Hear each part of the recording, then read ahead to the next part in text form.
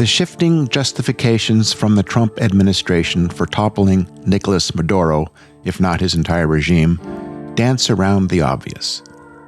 Venezuela has the largest confirmed oil reserves of any other nation on the planet. In a recent Politico article, Energy Secretary Chris Wright, soon to visit Venezuela as of this recording, claims the invasion was not a move for more oil supply, but simply a nice coincidence. What? No way! How nice. What a lovely coincidence. Who knew? Donald Trump is a little less coy, saying straight up that the U.S. is taking over Venezuela's oil. He's given the U.S. oil execs their marching orders. Sink your money in Venezuela's broken energy infrastructure. And do it now. It's for the good of the country, which, as we know, is just a happy coincidence of our military adventurism. American oil companies, though, aren't so sanguine. Exxon CEO Darren Woods said that Venezuela is uninvestable in the country's current state. ConocoPhillips CEO Ryan Lance said the country's energy system needs to be restructured. In contrast, Chevron is ready to go, as are smaller independents and wildcatters who all want to get to Venezuela yesterday, according to a CNBC article. Go get 'em, boys. There's black gold in Latin America. If it's starting to sound a little tawdry, it's because it is. If it feels like we're not being told the truth, it's because we're not. If the whole project seems slapdash and unsustainable, well, you know. But this isn't just about Venezuela and its oil. Let's consider the moral character of a country, a civilization that would foreclose the future in a clutching attempt to wring every last molecule of, as Donald Trump and many others characterize it, the God-given wealth underneath our feet. And Trump won't jeopardize that for dreams and windmills. Instead, Trump doubles down on invading other countries, on eviscerating the one sector that can truly secure American energy dominance in the 21st century, and that's renewable energy, and on coal. Beautiful, clean coal. Trump is probably the only person alive who thinks that coal is either beautiful or clean. It is dust from the past burning its way into a chaotic future. Indeed, in the capitalist transactional sense, there is vast monetary wealth for a few in fossil energy. But ultimately, it is illusory.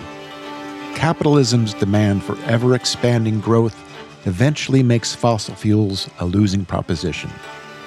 Extraction becomes costlier, conflict is inevitable, wealth is siphoned to a top sliver of society, and the short-sighted recklessness of burning past economic, social, and planetary limits smacks of civilizational insanity. When speaking in front of the United Nations in 2019, Greta Thunberg admonished the assembled elites that a worldview based on ceaseless wealth accumulation is a fantasy of unlimited growth, overlaid on a finite reality. Many argue that this is immoral, an immoral fantasy. Nevertheless, it is one in which most of us live, whether we like it or not. Of course, we all need energy. We're all just bundles of energy. Energy and mass are equivalent. It's a world full of energy. We need energy to power the machinery of our biology, let alone modern life. But things are moving so fast, accelerating exponentially, like the Keeling curve that measures the rise in atmospheric CO2. Without question, humanity has flourished from the wealth beneath our feet, as Donald Trump says. As such, there is an argument for the moral good of pulling up the trapped sunlight in our ever more sophisticated methods of extraction. This makes some of us uncomfortable. How can we consider a fossil fuel economy a good thing when we see the environmental destruction, social injustice, unrestrained greed, and existential climate crisis that come with it? I suggest that the good we derive from access to fossil energy is not a moral grounding for humanity. Moral good may derive from it, just as moral wrong. Fossil fuel extraction is a method, a tactic, a technology, and one that has run its course. It is not a basis upon which to hang any moral argument. It is amoral, just like our president. Fossil fuels, like Trump, have no basis in morality. Many of us underpin our moral sensibility in some form of religious ideation to ease our existential dread, defend our existence in a vast, uncaring world, and justify our behavior as righteous, an abstract notion of God serving as a governing force that guides our conduct. We then often bend these ideas of God to fit our behavior. For instance, burning fossil fuels is what God would have us do. The conundrum with pinning the ultimate nature of morality on any particular myth or story, including the inherent moral rightness of endless growth and extraction on a finite planet, is that we pin our allegiance, and thus our humanity, on the story, not the underlying principle the story intends to illustrate. We learn to hate those we don't know or who don't believe in our story, or at least dismiss them as deluded and dangerous. In the process, we demean our humanity. The moral injury extends to our shared environment: habitat destruction, pollution, biodiversity loss, and climate chaos. But what if morality is rooted not in the wealth beneath our feet or some invented God, but in our biology, in our evolutionary niche as Homo sapiens, in our collective humanness? Writing in New Scientist, neurophilosopher Patricia Churchland argues against the common notion that our self-interested survival precludes altruism.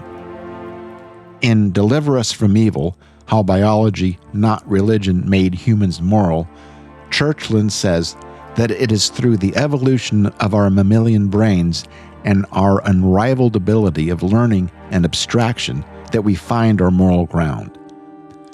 The plasticity of our brain and the flexibility in our social interactions necessitate innate selflessness. Without it, we would never survive. We would never have come to be. Care for the other, kin, kith, and beyond, is the biological basis for moral behavior. This is generally true of all mammals, and even birds to some degree, Churchland writes. But no other species has climbed so high or developed such complex social interaction as Homo sapiens. All this is enormously oversimplified, of course. It seems like war, cruelty, dishonesty, gluttony, egocentrism, violence, and greed are all part of the human package. Ages of philosophers have posited the reasons why. It will be on the minds of philosophers when the last breath of humanity flickers out, sooner or later. It isn't about energy, per se. Energy is a reality, philosophically and cosmically speaking. It isn't about embracing deprivation. We all deserve human dignity, which implies a basic level of physical, emotional, and mental well-being. But we violate our biological morality by pursuing a mentality of extraction, dominance, detachment, dominion over the earth, and all that lay upon and within it. Fossil fuels entrench us in a Faustian bargain. It has corrupted the human spirit, even as we have thrived in its heat. It is the cognitive dissonance that isolates us from our moral grounding. It is here, in our short-sightedness, that we risk losing ourselves entirely. Thanks for listening to this updated audio version of a 2019 article I originally published in Medium. If you like what we're doing, please like and subscribe or leave us a review. If you can spare $1 or $2 to help keep us going, we always appreciate any of that. Visit our websites at earthboundpodcast.com or globalwarmingisreal.com. I'll see you back here in a couple of weeks. In the meantime, stay safe.